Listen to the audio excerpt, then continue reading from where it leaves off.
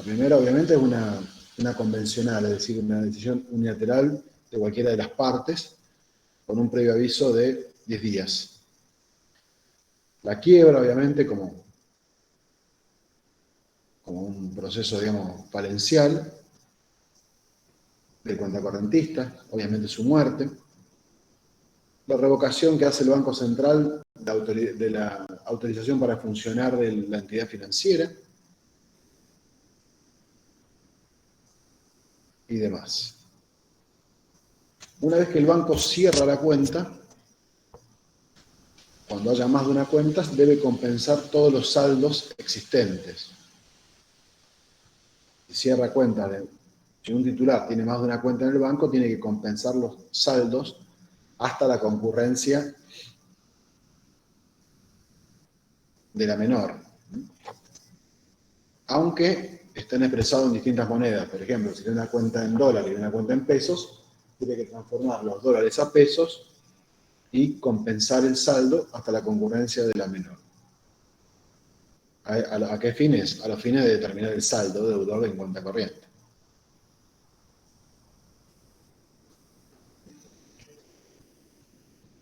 Luego viene el tema de la ejecución del saldo, que es el tema del cobro judicial a que tiene derecho el banco,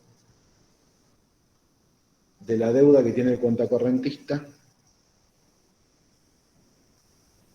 con la entidad financiera.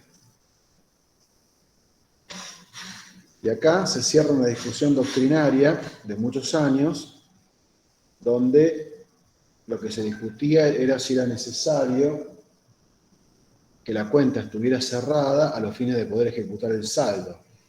De hecho, algunos autores, algunos fallos, por ejemplo, inclusive acá mismo en Santa Fe, establecían que, por ejemplo, la Cámara de Rosario, una sala, establecía que, o tenía un fallo que decía que no era necesario que la cuenta estuviera cerrada a los fines de poder ejecutar el saldo, sino que podía ser un cierre parcial, certificar ese saldo y ejecutarlo sin perjuicio de seguir trabajando con el mismo cliente.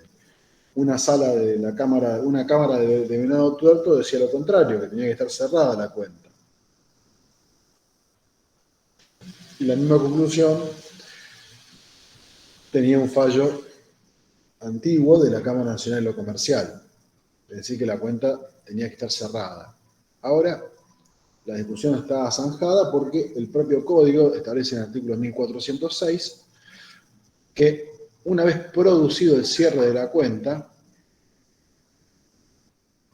hay que informárselo al cuentacorrentista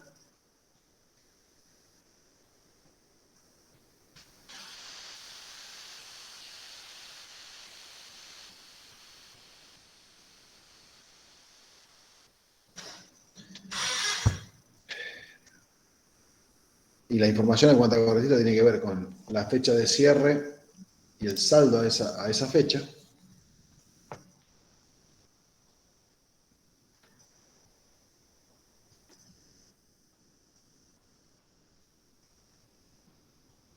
Y una vez que la cuenta está cerrada, se determinó el saldo y se lo notificó, ambas circunstancias fueron notificadas fehacientemente al cuentacorrentista, recién ahí el banco puede certificar esa deuda emitiendo un título o un certificado que tiene habilidad ejecutiva y que debe ser firmado por 2 apoderados del banco por escritura pública. Anteriormente, con el Código de Comercio, debía ser un certificado que debía ser firmado por el gerente y el contador. Ahora solamente pide que sean 2 apoderados del banco por escritura pública. Es decir, que el poder esté elevado en escritura pública. Perdón, profesor, ingresé tarde hoy. No hay problema. ¿Me puede decir, por favor, sobre qué tema está hablando? Estoy continuando con el tema de cuenta corriente bancaria, hablando del cobro ejecutivo del saldo de deuda en cuenta corriente. Ah, bueno, muchas gracias, ¿eh? No, de nada.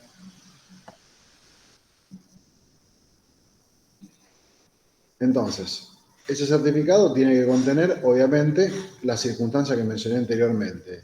la constancia de cierre de la cuenta, la determinación del saldo y el medio por el cual fue notificado fehacientemente el cierre y el saldo y el momento en que se cerró al cuenta corrientista.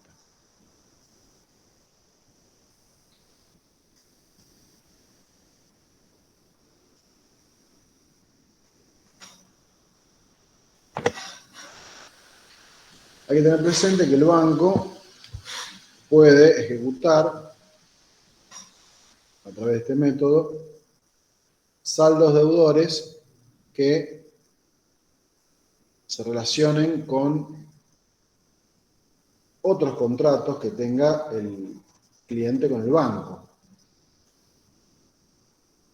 Por ejemplo,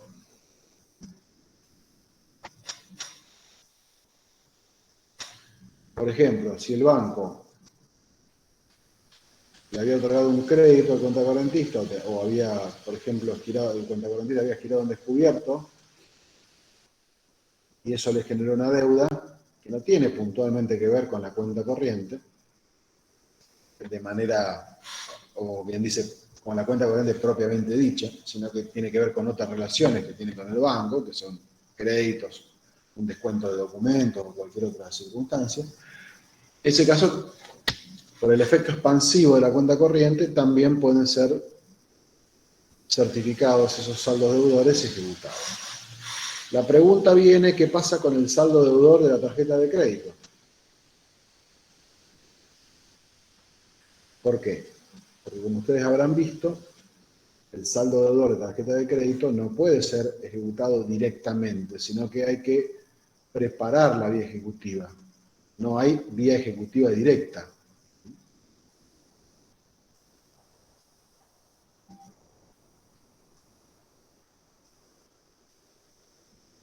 De hecho, por algo, en la parte final del artículo 1406 establece que el banco es responsable por el perjuicio causado por la emisión o utilización indebida de dicho título.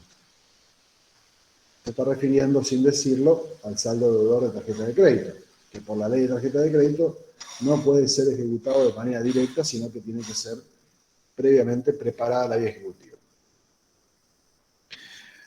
Bueno, respecto a el 1406.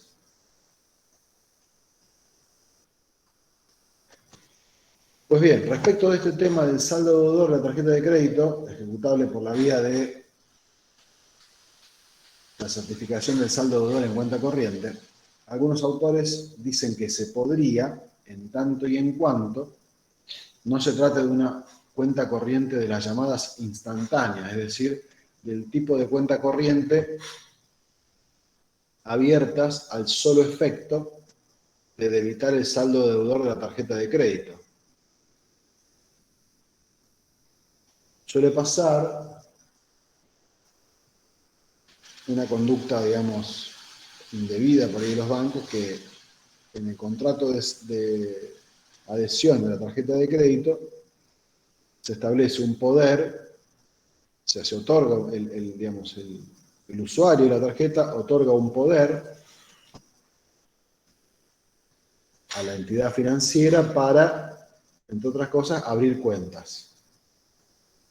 Esta triquiñuela, por decirlo de alguna manera, ¿qué le permite al banco? Permite que ante el saldo de la tarjeta de crédito, ante una deuda que tiene como causa el uso de la tarjeta de crédito, el banco abre una cuenta corriente a nombre de cuenta correntista con ese poder otorgado al solo efecto de debitarle ese saldo, con el objetivo de poder emitir este título con habilidad ejecutiva y evitarse de esta forma el trámite previsto en la ley de tarjeta de crédito que tiene que ver con la preparación de la vía ejecutiva. ¿Verdad? O sea, es como para acortar camino.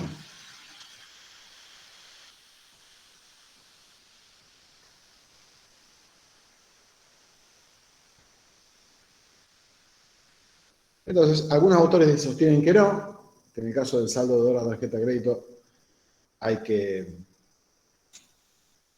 preparar la vía ejecutiva, como dice la ley de tarjeta de crédito, y otros autores dicen que en tanto y en cuanto no sea un caso como el que estoy mencionando, de cuenta corriente instantánea, es decir, abierta al solo efecto de debitar el saldo deudor de la tarjeta de crédito, si se trata de otro tipo de cuenta corriente con la cual venía trabajando operando el cliente y que además generó un saldo deudor en concepto de tarjeta de crédito, podría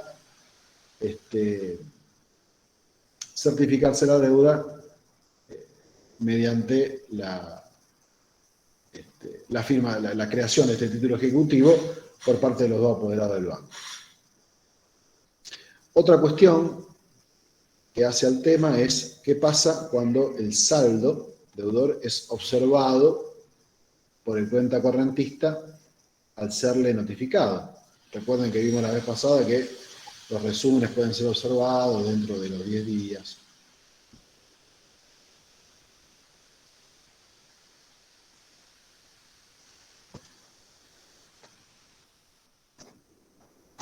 La pregunta que viene a cuento es, ¿queda expedita o no la acción ejecutiva? Y acá las respuestas no son unívocas. Yo considero que la acción ejecutiva debe quedar expedita porque si no, de alguna forma, esta posibilidad que tiene el banco, que es un privilegio, y que tuvo una razón de ser, que tiene que ver con favorecer el crédito, porque, a ver, técnicamente, si el banco presta dinero, tiene que tener una herramienta, y no es que esté a favor de los bancos, un tema de sentido común, tiene que tener una herramienta, digamos, agresiva y rápida para poder recuperar, digamos, el dinero prestado.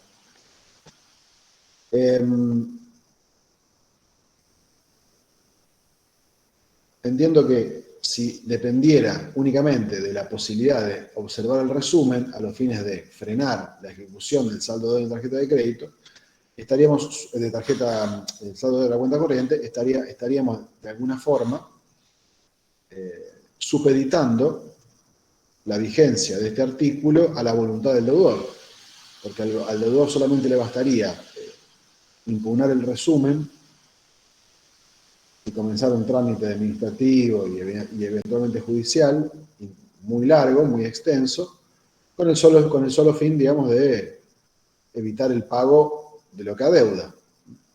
Por tanto, yo entiendo que la acción ejecutiva de todos modos queda expedita sin perjuicio de la posibilidad que tiene cualquier persona que es demandada a través de un juicio ejecutivo de luego, dentro de un plazo que en nuestro código son 6 meses posteriores, iniciar un juicio ordinario posterior a los fines de la recuperación de lo pagado, en su caso, indebidamente.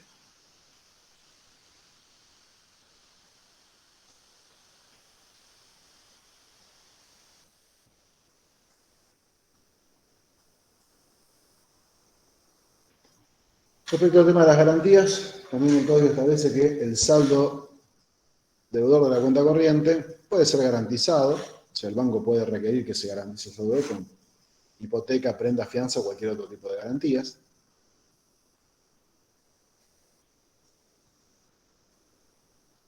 Etcétera. Pasando al tema a otros contratos bancarios, tenemos el préstamo y el descuento bancario. El préstamo bancario, también llamado mutuo bancario, que está regulado en el artículo 1408, consiste en un contrato por medio del cual el banco se compromete a entregar una suma de dinero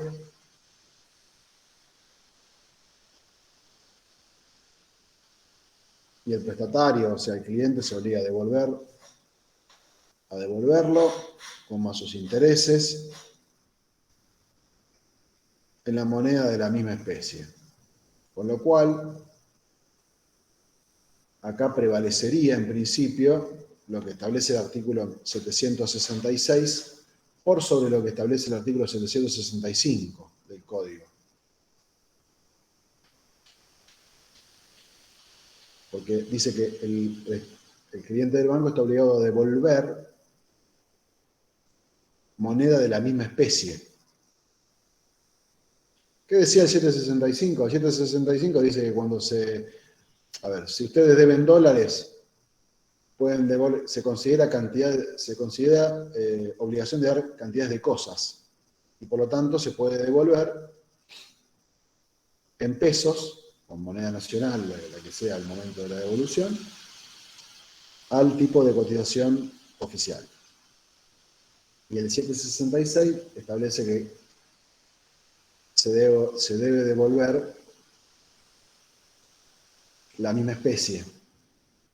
Son como dos artículos que están en contradicción. Bien. Cuando habla del préstamo bancario, dice que se debe devolver en moneda de la misma especie. Por lo tanto, entendemos que se aplica el 766 y no el 765. A ver, pasado en limpio, que si se deben dólares, se deben devolver dólares. Y digo dólares porque es la moneda en la cual eventualmente se podría hacer algún préstamo.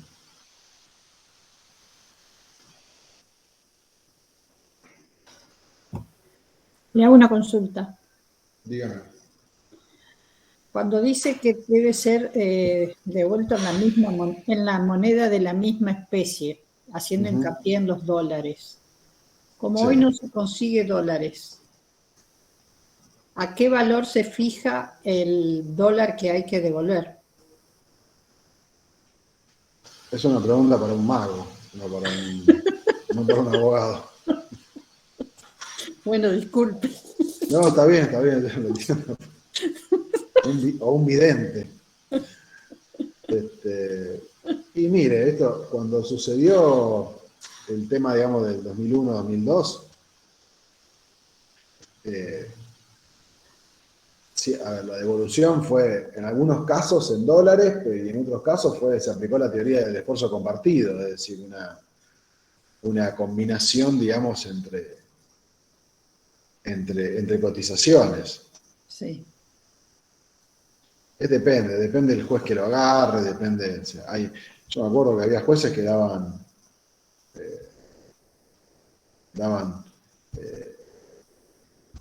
el dólar, daban peso a 1.40, estoy hablando del año 2003, a 1.40 y otros, por ejemplo, que decían que había que restituir en dólares. Lo Claro, cual porque hoy por hoy no se puede complicadísimo. comprar dólares. Más de $200 no se puede comprar. No, Y por lo general las cuotas son mayores a $200. y sí. Entonces uno tiene que pagar el valor dólar. Pero ¿a qué valor se paga? Se pagaría el dólar oficial. Sí, salvo que se pacte, a veces se suele pactar, digamos, que alguna ingeniería, digamos, financiera que ate el valor, digamos, del dólar prestado a, por ejemplo, la cotización de un bono en dólares. Entonces, bueno, la cantidad de peso necesario para comprar el bono tal que cotiza en tal mercado y demás. A los fines, digamos, a los fines, porque a ver, como está prohibida la indexación y todo lo que es como que y vivimos en un país totalmente plagado de distorsiones de tipo económico, cambiarias, Claro. desde hace mucho tiempo. Es como que hay que valerse de todas esas cuestiones a los fines de proteger el crédito. Pero bueno, a ver, por eso no hay crédito también, ¿verdad? O sea, Claro. toda una suma, digamos, de desaciertos y distorsiones que se suman y se van apilando una arriba de la otra, y entonces se complica cada vez más. Está bien, está bien. En realidad, como les decía antes, el gran problema que tenemos es que nuestra moneda no es confiable. No es confiable porque pierde valor por efecto de la inflación. Ese es el problema. Entonces, al no tener un valor mínimamente constante, más allá de alguna fluctuación, bueno, se producen las distorsiones que obligan a los operadores jurídicos a andar pensando soluciones para tratar, digamos, de preservar el equilibrio contractual, ¿verdad? Porque a ver, yo entiendo la situación de aquel que recibe dólares y de pronto hay una mega devaluación y pasa de ver no sé, una montaña de pesos. Y también hay que entender al que entregó los dólares y quiere que devuelvan los dólares. Es un tema. Es complicado. No lo vamos a resolver acá. No. Pero bueno. Bueno, otro contrato muy común es el contrato de descuento bancario.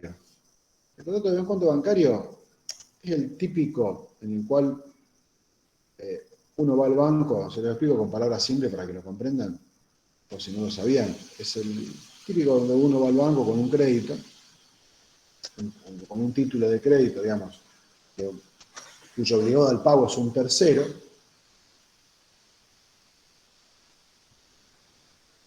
¿Y el banco qué hace? Lo descuenta, ¿qué? Se lo cede al banco, el cliente, y el banco lo toma y le anticipa el monto, menos los intereses.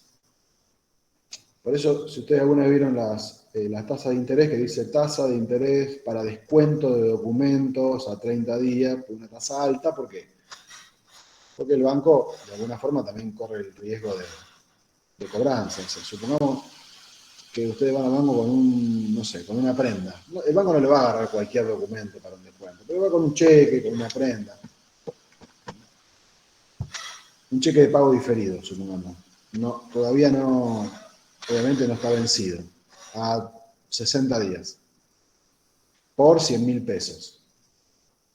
El banco ustedes se lo endosan al banco y el banco lo va a tomar, pero no le va a dar 100.000 pesos.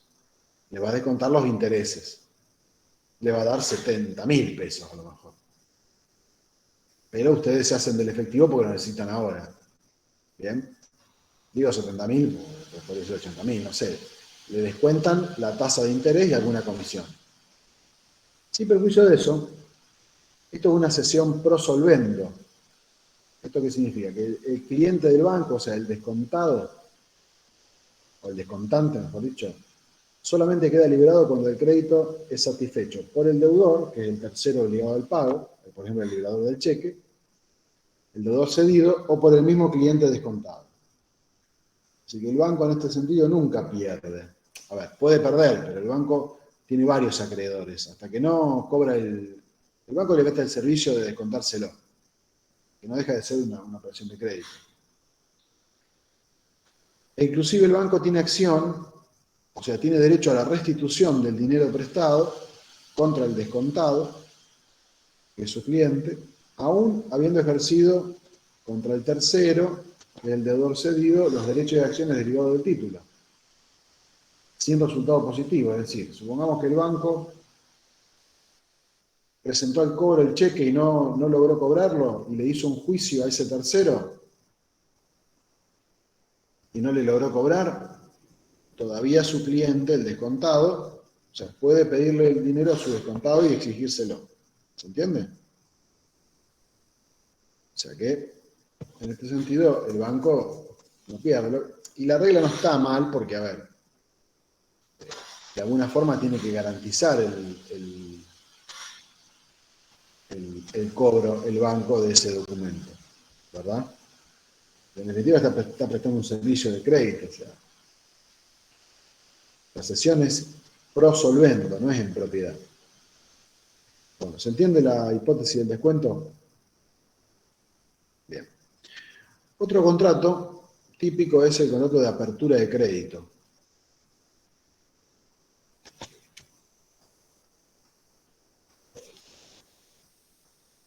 Este contrato es un contrato por el cual el banco se obliga, obviamente cobrando una remuneración, una comisión, también es un contrato de crédito, se obliga a mantener una disponibilidad de dinero a disposición de su cliente. Por un tiempo determinado y por un monto determinado. El tiempo puede ser fijo o indeterminado. Si no se dice nada, se entiende indeterminado.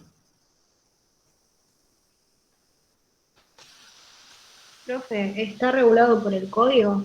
Sí, en el artículo 1410 y 1411 y 1412.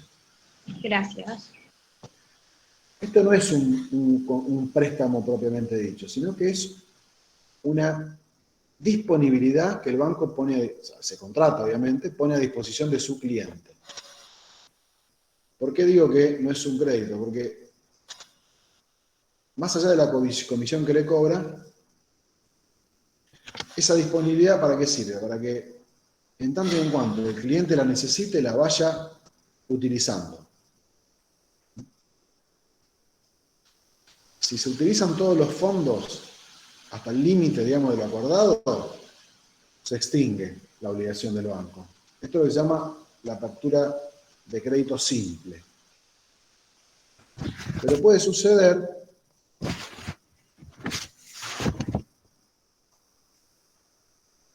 que haya un pacto de reutilización de los reembolsos que haga el cliente. ¿Qué significa? Que el cliente puede utilizar el crédito, puede luego reembolsar ese crédito utilizado y de esa manera mantener la disponibilidad más o menos siempre en el mismo valor. Esto es lo que se denomina la apertura de crédito en cuenta corriente.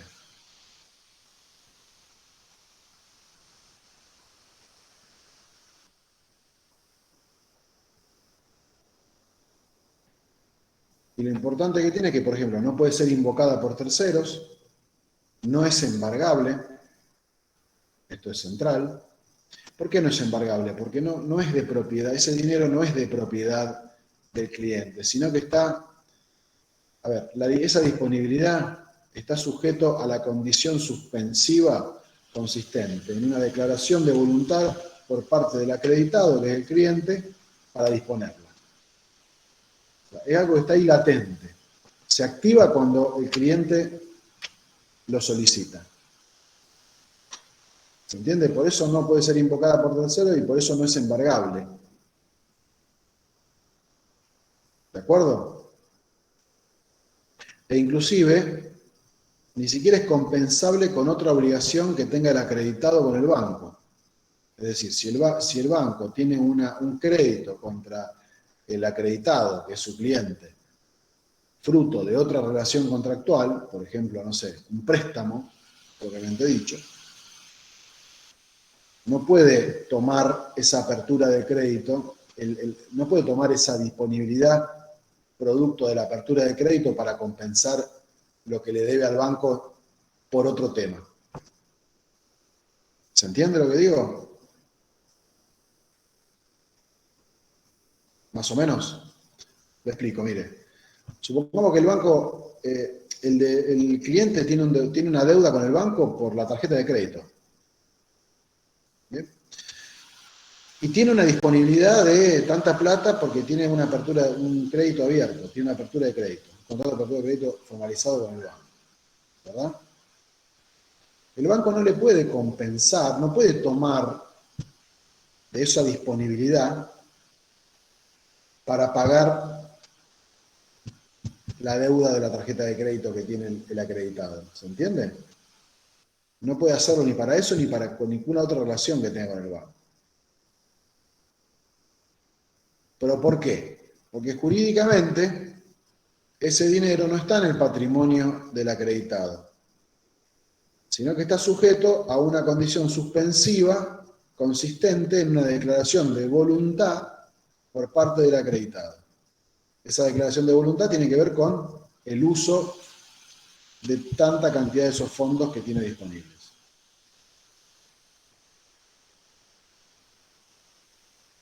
¿Eso qué?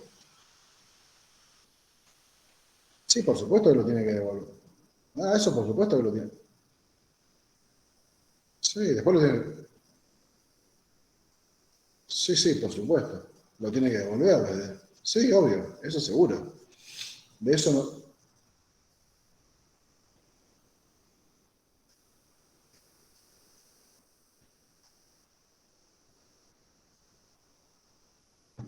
Sí, a ver, deudor del banco seguro.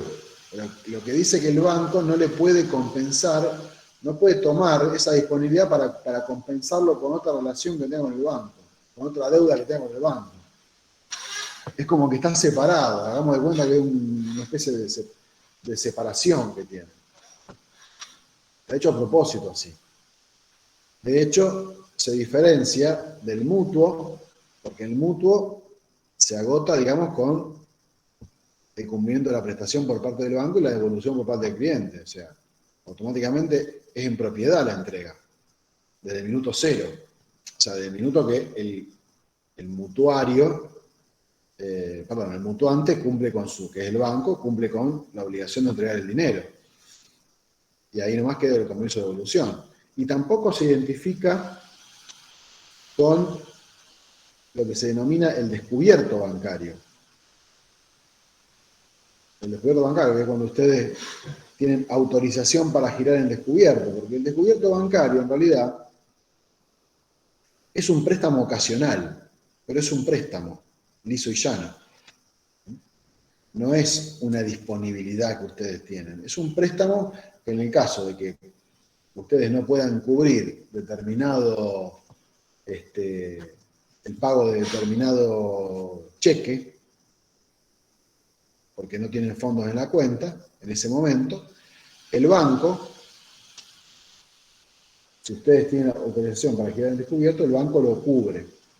Les cobran unos intereses feroces, pero el banco lo cubre. Pero técnicamente es un préstamo ocasional. Un préstamo que es un mutuo ocasional. ¿Cierto? No es una disponibilidad, porque hay confusión respecto a este tema, pero hay una diferenciación, no es lo mismo.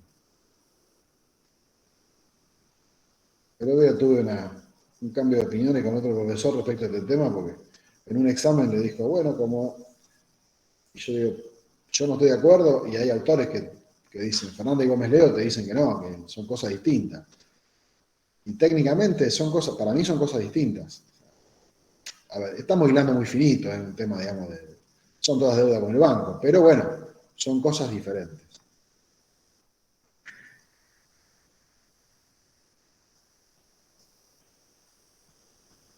El giro descubierto es un préstamo ocasional que da el banco cuando no se cubre, cuando una orden de pago, que por ejemplo es un cheque, viene, digamos, o sea, se gira contra una cuenta y la cuenta no tiene fondos al momento del pago, del vencimiento del cheque, por ejemplo. Entonces el banco lo cubre, obviamente cobrando unos intereses muy importantes. Pero es un préstamo, es un mutuo ocasional preacordado. Esto es un caso distinto donde hay una disponibilidad a favor del acreditado. Es distinto. Y le consulto, ¿en cuáles de los dos, en el descubierto o en este tipo de contrato de crédito en cuenta corriente que es ocasional, se tiene en cuenta la declaración jurada que se hizo a la apertura de la cuenta corriente? No le interpreto bien la pregunta. Cuando uno abre una cuenta corriente hace una carpeta, lo que se llama una carpeta, que es una declaración Sí. de sus bienes y eso. Bueno, ahí el banco puede fijar un monto de descubierto. Sí. En ese caso, Si le da la autorización. Exacto. ¿Cuál de los temas es? ¿Giro en descubierto Giro en o descubierto. el crédito este que usted está explicando, que es Giro ocasional? en descubierto. Está bien. Autorización para girar en descubierto. Exacto. Y este que usted explicó últimamente, el crédito en cuenta corriente, Apertura de crédito. ¿está respaldado por unos valores a cobrar? La apertura de crédito, cuando De es en cuenta corriente. El contrato de crédito que usted explicó últimamente. La apertura de crédito se llama. Exacto. Sí, ¿qué pasa? Ese crédito se hace contra una documentación a cobrar. No. Es otra cosa. ¿Qué sería que se hace contra una documentación a cobrar? Por ejemplo, uno va al banco y presenta que tiene cheques o documentos que están próximos a vencer, pero necesita un monto determinado en la cuenta corriente. que no lo tiene. El Ah, banco usted libró cheques Exacto, y no tiene plata en la cuenta. exacto. Si usted tiene preacordada una apertura de crédito, usted Sí. tiene que emitir una declaración de voluntad al banco para que utilice esos fondos para pagar esos cheques. ¿Y eso se considera crédito o descubierto? Depende cómo usted lo haya pactado con el banco. Ah, está bien. Porque también ahí hay diferentes tasas. Obviamente, por eso le digo, depende de cómo usted lo haya pactado con el banco. Si Está usted bien. con el banco pactó la típica autorización para que hayan descubierto, bueno, el banco le va a cobrar la tasa seguramente más alta. Ahora, si usted pactó una apertura de crédito, tiene la disponibilidad ahí latente, desconozco cuáles son las tasas, pero tampoco creo que sean bajas, pero reitero, la verdad, de dónde sale el dinero tiene que ver de lo que usted pactó previamente con el banco. Está bien. No es que no es que hay una respuesta unívoca, es tal o cual, depende del caso en particular. Ah, depende de cada cuenta corriente. Sí, sí, lógico. Pero bueno, a ver, la Gracias. diferencia en definitiva, en el caso específico y particular, es finita también. No es una cosa muy, no hay una distinción muy grande. En ambos casos hay plata adelantada por el banco, ¿verdad? Pero bueno, estamos, digamos, viendo una materia jurídica, damos una visión, digamos, más, si se quiere, precisa desde el punto de vista jurídico. Bueno, ahora dentro de los contratos bancarios vamos a contratos que no tienen tanto que ver con una cuenta en sí, sino que tienen que ver con un servicio, como por ejemplo el servicio de caja de seguridad.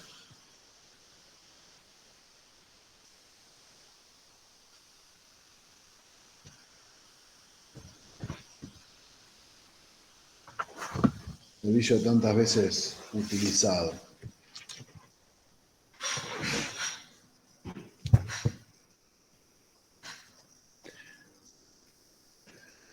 Servicio de caja de seguridad, ustedes sabrán, es un servicio, digamos, de custodia, de depósito y custodia que presta un banco en instalaciones adecuadas a tales fines.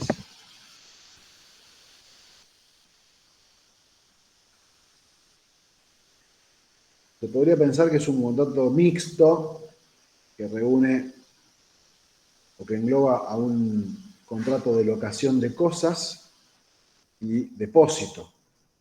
Locación de cosas porque se alquila una caja y a su vez el banco asume obligaciones de depositario.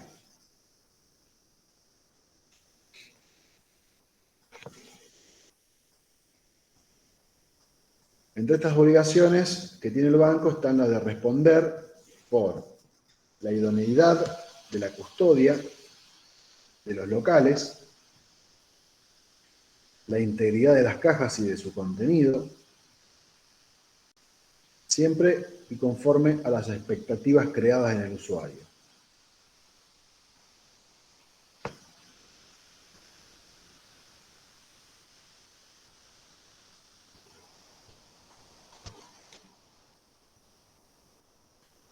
Y no responde por caso fortuito externo a su actividad, por ejemplo, guerra, terremoto, etc. No así robo, porque el robo tiene que ver justamente con un deber de custodia que debe prevenir y evitar.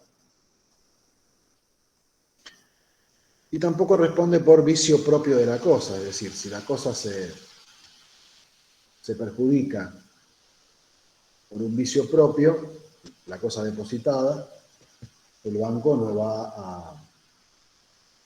no va a responder.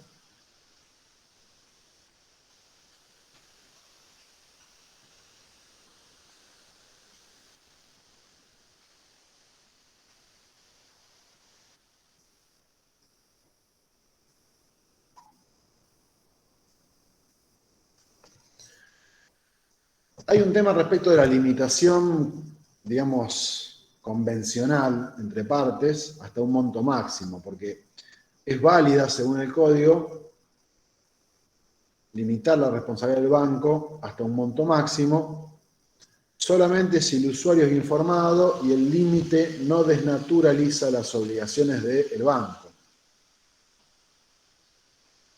Esto es criticado, digamos, por la doctrina, y se piensa que esta cláusula, este artículo, fue a pedido de los bancos, por el lobby, porque la realidad es que cuando dice que no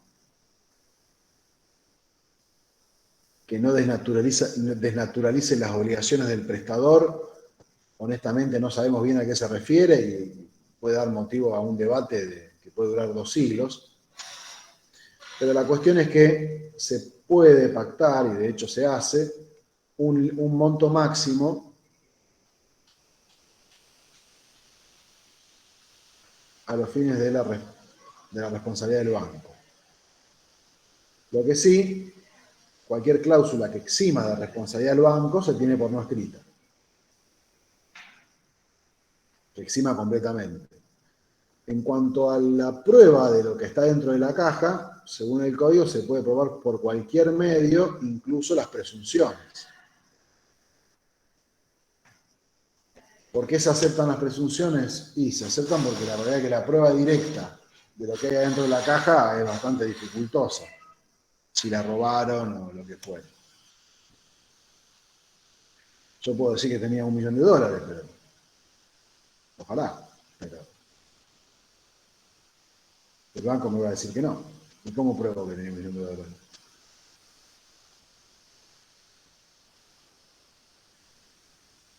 Le puedo hacer un videíto antes de filmarlo, sacarle una foto.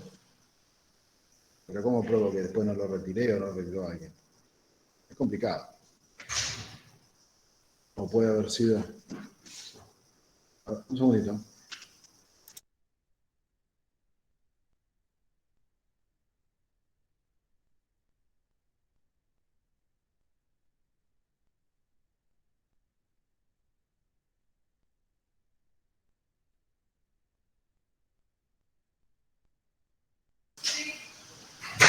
Bueno, en el caso de que haya varios usuarios de la caja, todos tienen posibilidad o derecho de acceder de manera indistinta.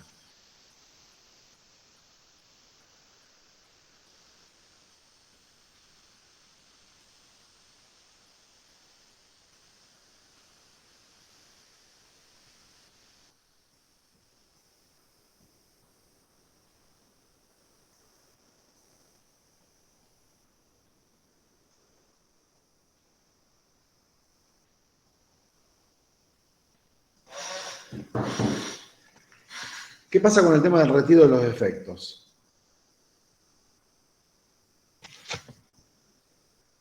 Puede pasar que el contrato se venza o que el contrato se resuelva por falta de pago del canon que hay que pagar para tener la disponibilidad de la caja, ¿verdad? En ese caso, una vez que se resuelve el contrato por alguna de estas causales, el banco debe dar un aviso fehaciente al cliente con el apercibimiento de que si dentro de los 30 días no paga, se va a proceder a la apertura forzada de la caja ante escribano público.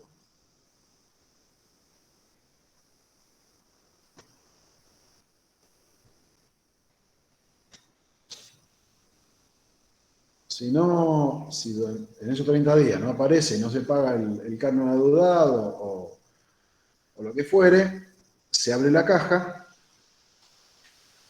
ante escribano público y se notifica que se abrió la caja y se pone a disposición el contenido de la caja, obviamente previo pago de lo adeudado, reitero, por 3 meses. Es decir, que el usuario, o sea, el cliente tiene 3 meses para retirar, pagar lo que debe y retirar el contenido de la caja. Si el usuario no se presenta, el banco puede. Si hay dinero en efectivo, puede cobrarse de ese dinero, de esos fondos existentes en la caja. Si no hay dinero en efectivo o no alcanza para cubrir la deuda, puede proceder a la subasta en los casos, a la pública subasta, en los mismos términos que establece el artículo 2229, que es el que habla de la prenda, es decir, que tiene una amplia variedad de opciones a los fines de vender. Pero es una subasta del tipo privada, obviamente que dando aviso al usuario. Y el remanente, luego de cobrados los créditos, digamos, del banco, debe ser consignado judicialmente. Es decir, que el banco tiene que hacer un juicio de consignación por medio del cual se pone a disposición todos esos bienes remanentes, o el dinero remanente en este caso, porque hubo una subasta, se pone a disposición, digamos, de su verdadero dueño, que es el dueño de la caja, el contenido de la caja. ¿Está más o menos claro este tema de caja de seguridad? Bien. Otro contratito que tenemos es el de custodia de títulos. Está vinculado con el llamado endoso en procuración. El contrato de custodia de títulos, contrato de custodia de títulos, consiste en que el banco asuma, a cambio obviamente de una comisión, la custodia de títulos de crédito, generalmente en administración. Generalmente se trata de títulos de crédito, cheques, pagarés, letras de cambio.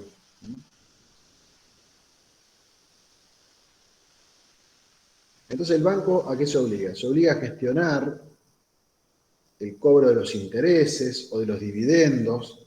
También pueden tratarse de títulos representativos de capital, como acciones, obligaciones negociables. Entonces el banco se obliga a gestionar el cobro de los dividendos, de los intereses, de los reembolsos del capital, es decir, de proteger el crédito que involucran esos títulos, o que son inherentes a los títulos.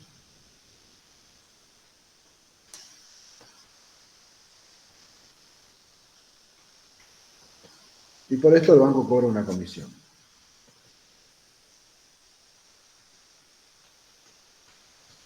Inclusive es válido autorizar al banco a que disponga de esos, y los venda, por ejemplo. Obviamente que luego tiene que restituir otros títulos del mismo género, cantidad y calidad. Supongamos que son acciones, puede venderlas si resulta conveniente y luego tiene que recomprar acciones del mismo género, cantidad y calidad. Y en el caso de que, por ejemplo, la restitución resultara imposible, el banco tiene que restituir una suma de dinero equivalente. ¿Se entiende cuál es el sentido de este contrato y a qué se refiere?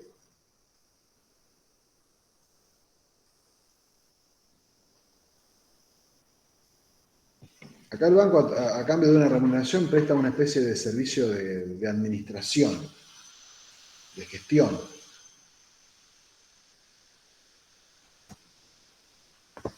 De alguna cartera de determinados créditos.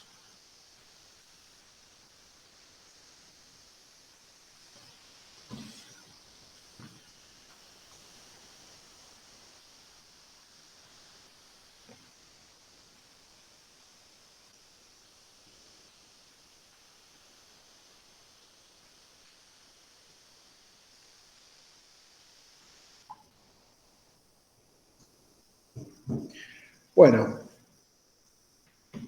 penúltimo, el contrato de factoraje.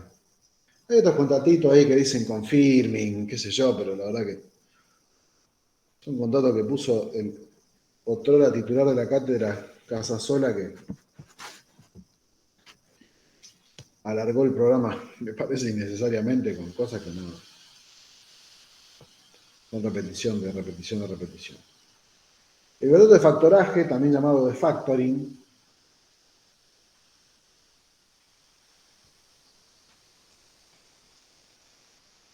involucra una operación de financiación, por medio del cual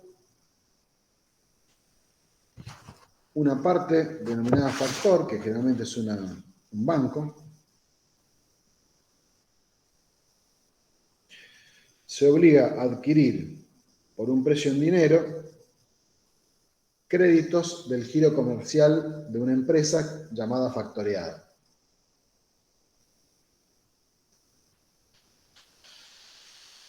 Ese precio en dinero puede ser determinado o determinable.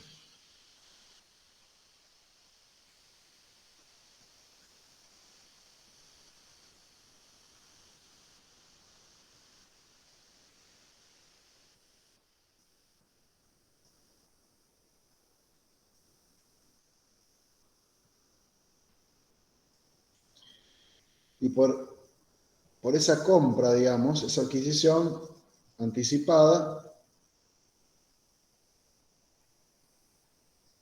puede otorgar anticipos el banco o no. Y puede asumir los riesgos de cobranza o no.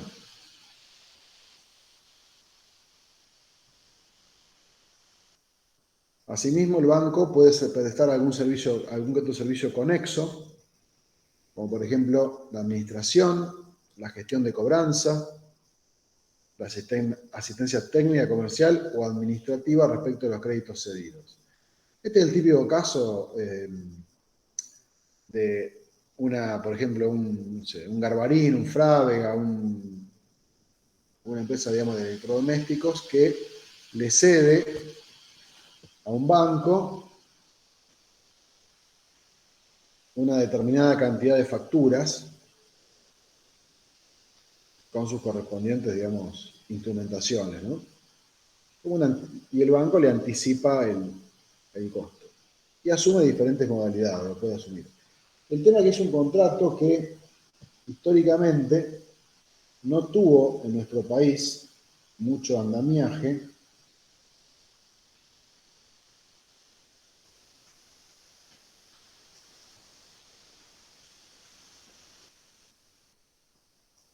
no tuvo andamiaje, ¿por qué?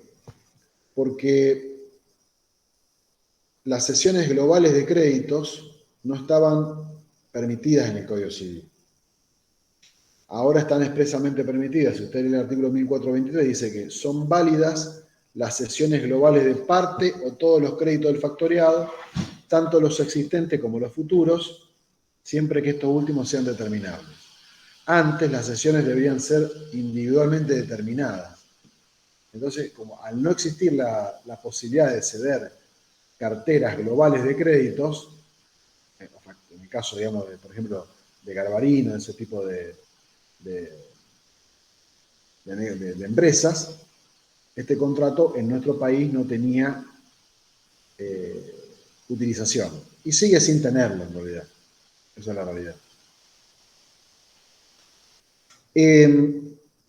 Como el factoraje o factoring puede realizarse por parte del factor con o sin garantía,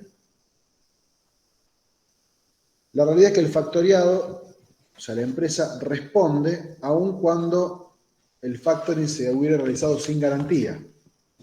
Porque obviamente la cesión no es a mejor fortuna, sino que, como en el caso del descuento bancario, el banco le puede anticipar un dinero, pero después si la factura no se cobra, la empresa de factoring, la empresa factoriada sigue siendo responsable.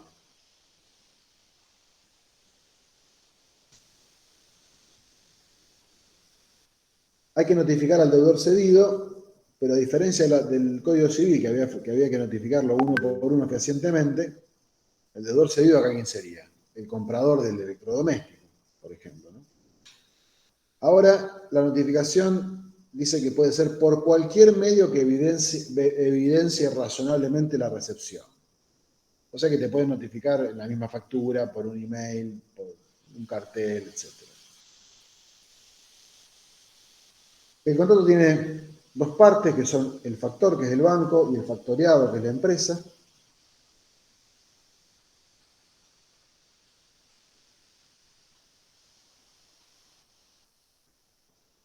Y en cuanto a la documentación que debe cederse, tenemos lo que son los documentos representativos de los créditos. Documentos representativos de los créditos. La factura, los remitos, en el caso que se hayan firmado pagarés, los pagarés, que son pagarés de consumo, pero bueno. Todos los tienen que ver con a ver, hay que suministrar los importes, la fecha de vencimiento, la fecha de emisión, etc. Es una operación de financiación.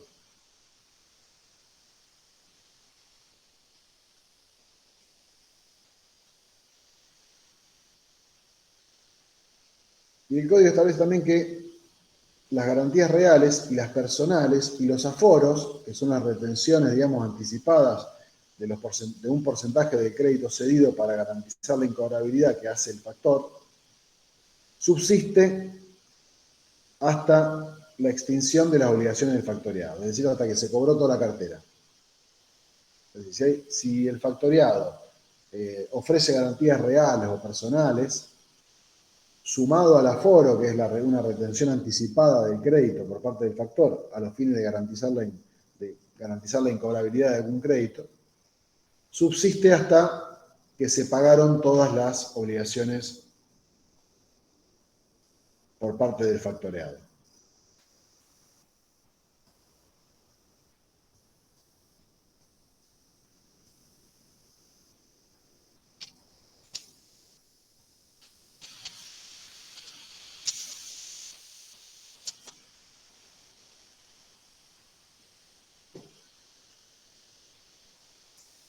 Bien, por último, vamos a ver el contratito este, que está en realidad está más vinculado con la parte, digamos, de derecho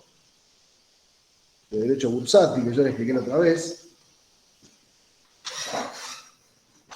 Pero bueno, como acá en el programa está puesto como un contrato, digamos, dentro de los contratos bancarios, lo vamos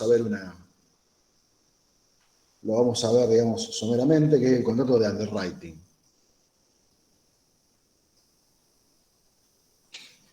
Después de esto nos quedan dos clases nos va a sobrar un poquito de tiempo, porque nos quedan dos clases para el último tema que ahora no me acuerdo bien qué es.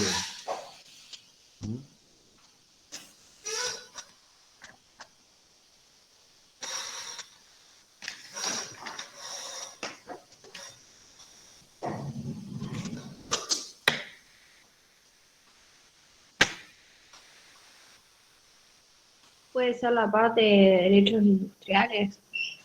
Ah, sí.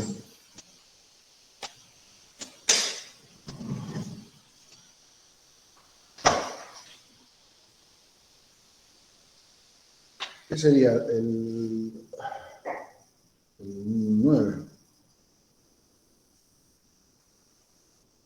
A ver. El próximo martes 9. Sí. Sí, nos queda, digamos, a mí me queda dar la bolilla de derechos industriales.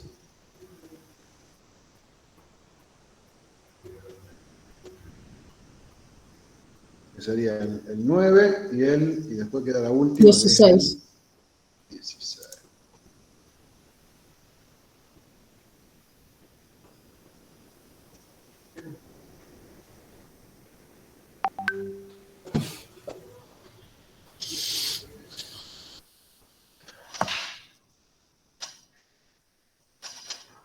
Exactamente.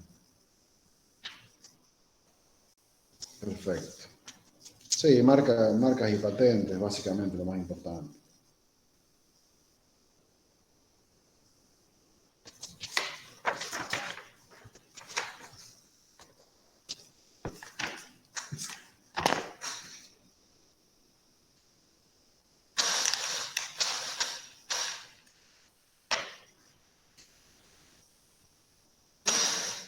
Bueno, el underwriting, para terminar. Les tiro un concepto. Es un contrato que celebran una entidad financiera y una entidad emisora de valores mobiliarios, por medio del cual la primera asume la obligación de prefinanciarle a la segunda, con garantía o sin ella, una emisión de títulos.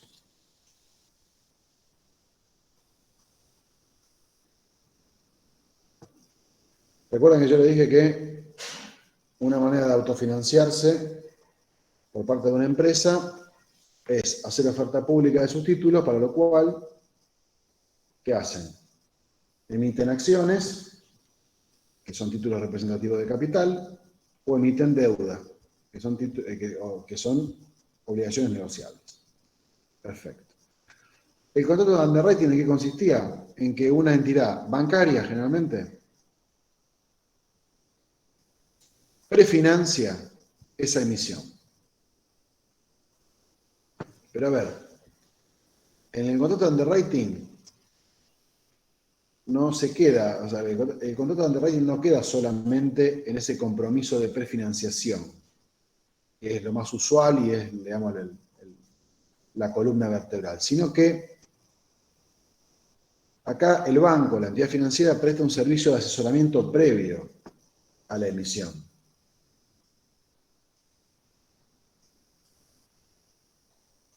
Este es un asesoramiento que es sumamente especializado y que se denomina ingeniería financiera, o forma parte de la ingeniería financiera. Esto es lo que le va, digamos, permitir al emisor conocer, por ejemplo, las preferencias del mercado, de manera tal de asegurar el éxito de la emisión. Porque, a ver, lo importante es hacer una emisión que alguien tenga intenciones de comprar, ¿cierto?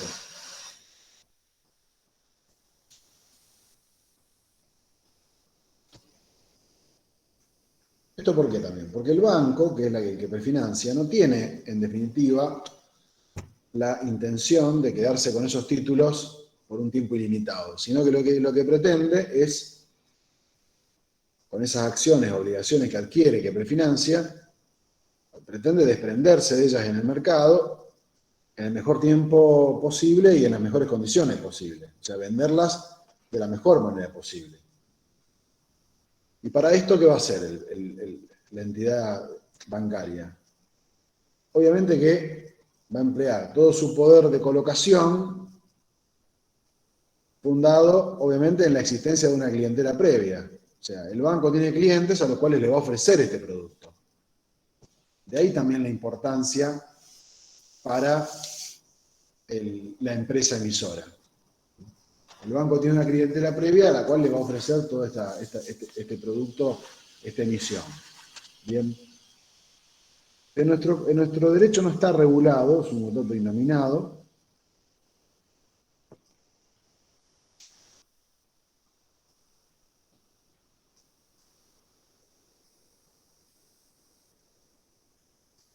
Sin perjuicio de que hay resoluciones de la CNB y del Banco Central que establecen algún tipo de condiciones para el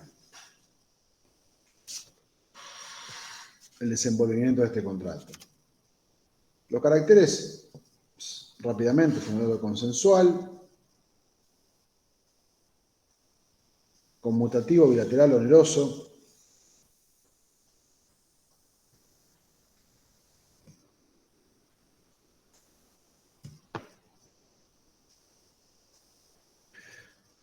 Oneroso porque cobra una comisión como contraprestación a su obligación de prefinanciar y colocar los títulos. Pero además es usual que se convenga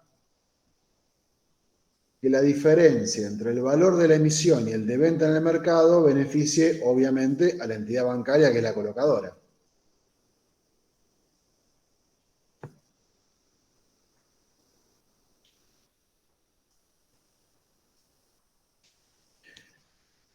Y usualmente, y también internacionalmente, se conocen dos modalidades, en firme y no en firme. ¿Cuándo el underwriting es en firme? Cuando el underwriter, que es el banco, directamente adquiere los títulos valores que se van a emitir en un valor fijo determinado para luego colocarnos en el mercado.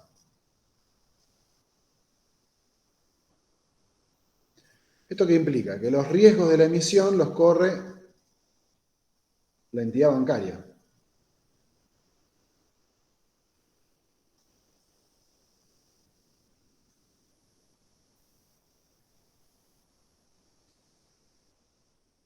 De modo tal que cuando la emisión, o mejor dicho, la colocación no tiene éxito, debido, por ejemplo, a que ha habido una incorrecta valoración del mercado o se colocó a un precio demasiado elevado en el mercado, va a ser el banco, que es el underwriter, el que va a asumir las pérdidas y no la empresa emisora.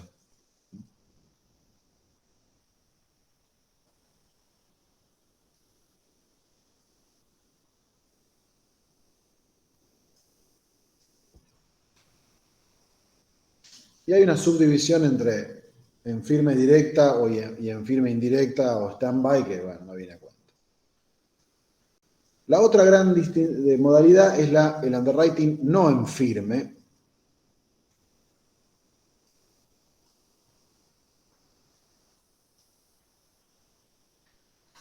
mediante el cual esta prefinanciación no se hace adquiriendo directamente los títulos, sino que se adelantan los fondos para la emisión, pero a título de préstamo. Entonces, hay dos contratos o dos negocios jurídicos que intervienen en el underwriting no en firme, que son, por un lado, un mutuo comercial, un mutuo, y por otro lado, un mandato. El mutuo es porque el adelanto de dinero es a título de préstamo. Y el mandato, porque el underwriter, que es el banco, es el que es encargado de colocar los títulos emitidos.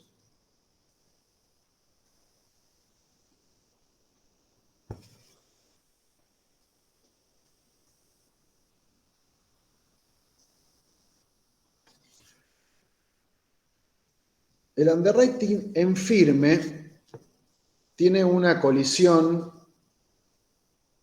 con un conflicto con lo que se denomina el derecho de suscripción preferente en las sociedades anónimas. ¿Qué es el derecho de suscripción preferente del artículo 194 de la Ley de Sociedades?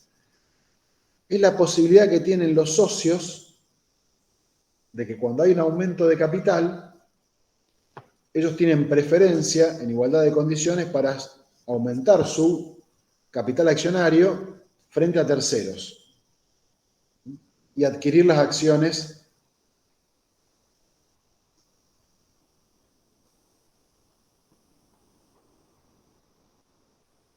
que se crean por el aumento de capital. Se llama derecho de suscripción preferente, o sea, el que ya es socio de la sociedad anónima tiene un derecho irrestricto a adquirir esas acciones para abultar su capital accionario cuando hay un aumento de capital. ¿Se entiende? En detrimento de los terceros.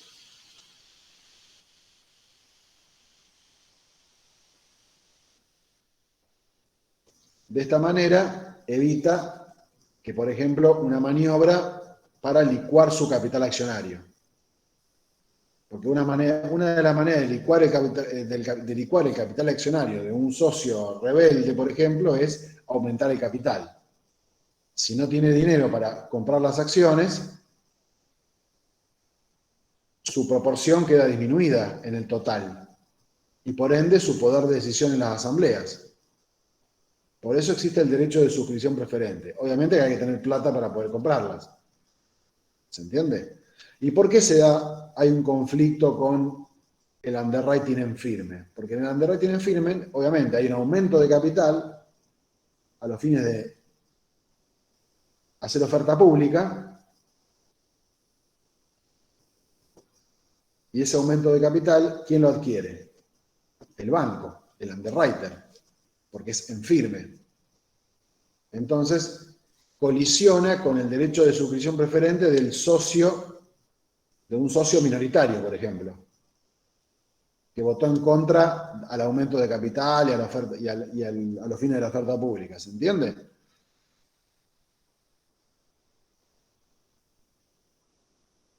Algunos autores dicen que en realidad el underwriting no podría aplicarse, en este caso en firme,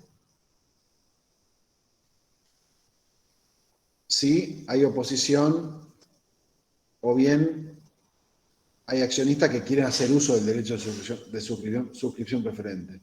Que solo podría utilizarse en el caso de que los accionistas no hicieran uso del derecho de suscripción preferente que les otorga la ley.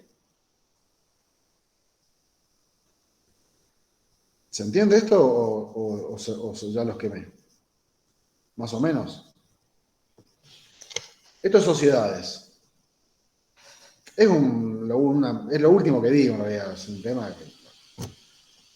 Es una colisión de intereses entre lo que dice la ley de sociedades y...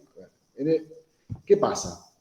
En el underwriting en firme, la característica es que el banco adquiere las acciones, las compra. La prefinanciación se hace mediante la compra. Cuando no es en firme, no. La prefinanciación se hace mediante préstamo. Entonces ahí no hay problema. Pero ¿qué pasa? Cuando se hace en firme, o sea que hay adquisición, compra por parte del banco, para colocar luego en el mercado, ofrecerlo a sus clientes y demás, colisiona con el derecho de suscripción preferente. ¿Por qué? Porque en las sociedades anónimas, los socios, cuando hay aumentos de capital, a los fines de asegurar o de alguna forma preservar o garantizar que ellos conserven su proporción en el capital accionario, tienen derecho a suscribir en proporción del capital que tienen las acciones que se crean por el aumento de capital.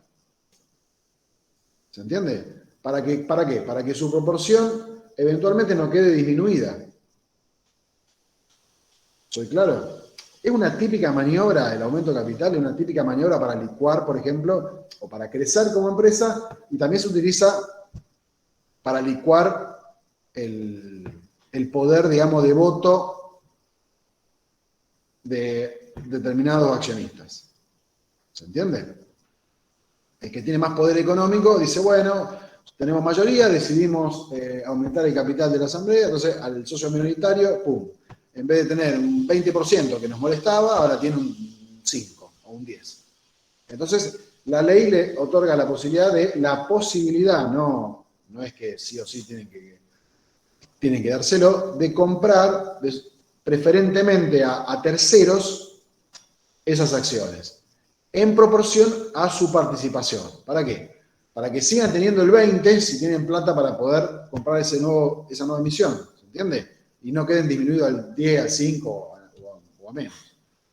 ¿Qué pasa? Cuando el underwriting es en firme, esa adquisición por parte del banco, que es un tercero, colisiona con el derecho de suscripción preferente de los socios de la SA.